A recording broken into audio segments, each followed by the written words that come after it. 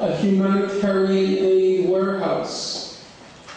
It dropped the white phosphorus on 2 hospitals, Al-Quds Hospital and Al-Wafa Hospital. According to Human Rights Watch, the hospitals were clearly marked, and there does not appear to have been fighting in that immediate area. By the end of the 22 days, 1,400 Palestinians had been killed, of whom up to 4/5, up to 1,200, were civilians. About 400 were children. On the Israeli side, there were 13 Israelis killed, of whom 3 were civilians, 10 combatants. Of the 10 combatants, half were killed by other Israelis by accident, what's called technically friendly fire. So the ratio of total deaths was 400 Palestinians for each, 100 Palestinians for each Israeli killed, 100 to 1. If you limit yourself to civilians, it was up to 400 to 1. So then you have to ask yourself a question. 100 to 1, 400 to 1. Is that a war? Or is that a massacre?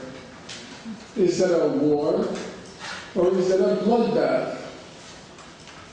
Every time you hear someone, a journalist or friend, or even yourself, because we all very easily internalize propaganda, every time you hear someone refer to the Gaza war, he or she, intentionally or unintentionally, he or she has become an instrument of Israeli propaganda. There was no war in Gaza. A minimum condition for a war is 2 sides firing at each other. There were not 2 sides firing at each other in Gaza. It was a massacre that occurred in Gaza. But of course, Israel has its explanations. It always does. So it said, if there was so much death, so much destruction in Gaza, it's not our fault. It's Hamas. You know these Islamic fanatics, they're such cowards. They hide behind civilians. And in hiding behind civilians, using civilians as human shields, they forced us to kill Palestinians. We didn't want to, but we had no other choice.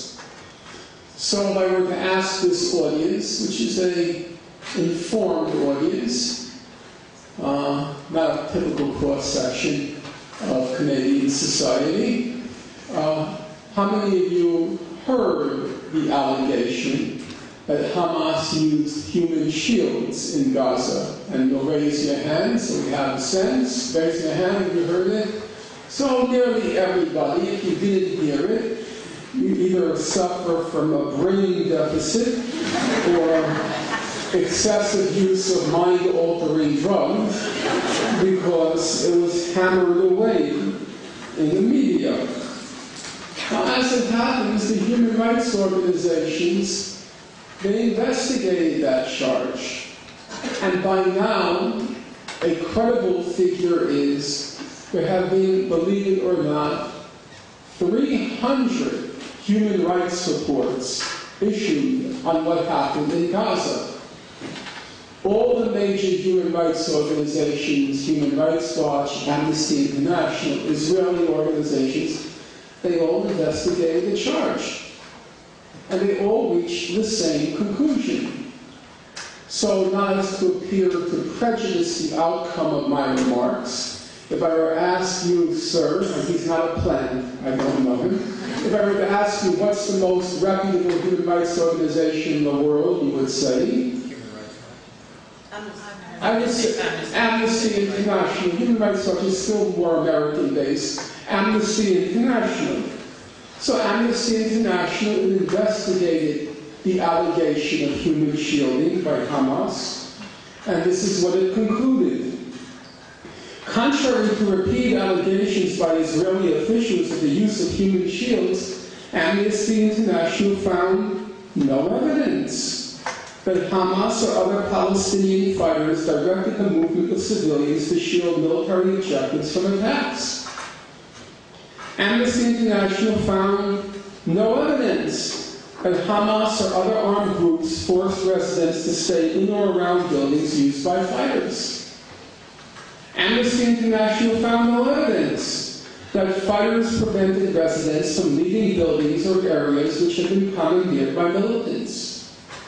It just didn't happen. Now here's the really interesting question. Nearly everybody in this room was familiar with the allegation that Hamas had engaged in human shielding. Now this is not a cross-section of Canada. These are people who are generally the audience.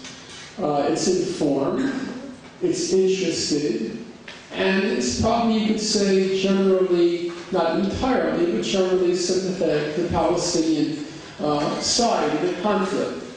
So now I'm going to ask you, and hopefully you'll answer in candor, even though it may reveal some ignorance. How many of you are aware that every human rights organization investigating the allegation came to the conclusion that Hamas had not engaged in human shielding? Raise your hand.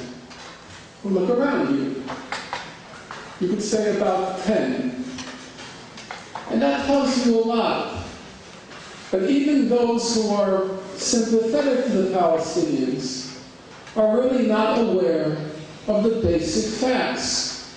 The facts which have been copiously documented. And we're talking now about thousands, even in the tens of thousands of pages of human rights reports on what happened in Gaza.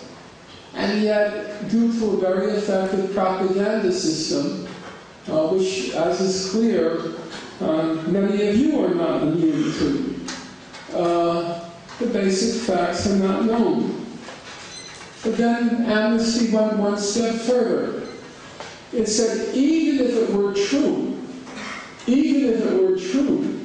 that Hamas had engaged in human shielding, they said it still couldn't explain all the death in Gaza. Well, why not? And here's what Amnesty had to say. In the attacks that caused the greatest number of fatalities and injuries, the Palestinian victims were not caught in the crossfire of battles between Palestinian militants and Israeli forces, nor were the Palestinian victims shielding militants or other legitimate targets. Well, they weren't killed in crossfire, and they weren't serving as shields. How did they die? Amnesty says many were killed when their homes were bombed while they slept. Others were going about their daily activities in their homes, sitting in their yard, hanging the laundry on the roof when they were targeted in airstrikes and tank shelling. How did children die in Gaza? How does 400 children get prematurely dispatched to their maker? How did that happen? Amnesty says the children were studying or playing in their bedrooms, or on the roof or outside their homes, when they were struck by missiles or tank shells. All the human rights organizations concluded that Israel had committed multiple war crimes and possibly or definitely crimes against humanity in Gaza. They also conclude that Hamas committed comparable crimes, but on an incomparably smaller scale. After all, how many crimes can ants commit against a child, incinerating them with a magnifying glass? After the attack on Gaza, or after Israel's withdrawal on January 18th, the blockade of Gaza the blockade was not lifted, and the blockade inflicted yet more damage on Gaza. because Israel was very careful during the attack what it would destroy. It knew eventually it would retreat, and it wanted to make sure that after it withdrew, the consequences of their attack would further burden the people of Gaza. So during the attack on Gaza, Israel destroyed the only operative flour mill, the El Badr flour mill, so that after they withdrew, the people of Gaza would be dependent on Israel even for their most basic staple. Israel destroyed 22 of Gaza's 28 cement mixing factories to make sure the people of Gaza could not rebuild after the Israeli troops withdrew. Israel left behind, after those 22 days, 600,000 tons of rubble. 600,000 tons of rubble. But now the people of Gaza could not rebuild. And so the effects of this blockade, which was already 3 years earlier called a flagrant violation of international law, the effects of the blockade created a massive humanitarian crisis in Gaza. Israel sought to deny it. At the time of the Freedom Flotilla in May of this year, Israel said there's no humanitarian crisis in Gaza. But all the human rights organizations said differently. Oxfam, the humanitarian organization, said, contrary to what the Israeli government states, the humanitarian aid allowed into Gaza is only a fraction of what is needed to answer the enormous needs of exhausted people. The World Health Organization, it said, Israel is blocking vital medical supplies from entering the Gaza Strip. The International Committee of the Red Cross, which very rarely issues public statements, its preferred modus operandi method of operation is to work quietly behind the scenes. This time it broke with precedent, and it said the blockade of Gaza is having a devastating impact on the 1.5 million people living in Gaza. And then a kind of strange debate unfolded between Israel and its critics.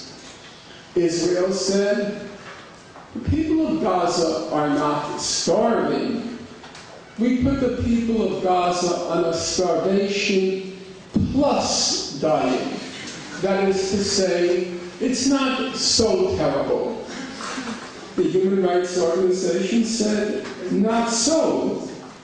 What you're causing is you put the people of Gaza on a starvation diet. And so you have this strange debate. One side saying it's a starvation plus diet. The other side saying it's a starvation diet. And the attention was shifted away from what should be the most fundamental point, which is, what right did Israel have to put the people of Gaza on any diet?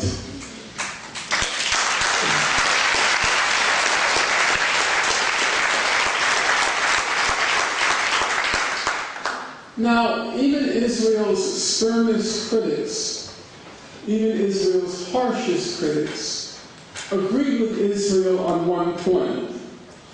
They all said, it's true, Israel does have the right to prevent weapons from reaching Gaza. Israel does have that right. Of course, the blockade had nothing to do with preventing weapons, but they said, were Israel to prevent weapons from entering Gaza, it had that right. But that's not altogether clear. If the Palestinian people have the right to use armed force to evict their occupiers,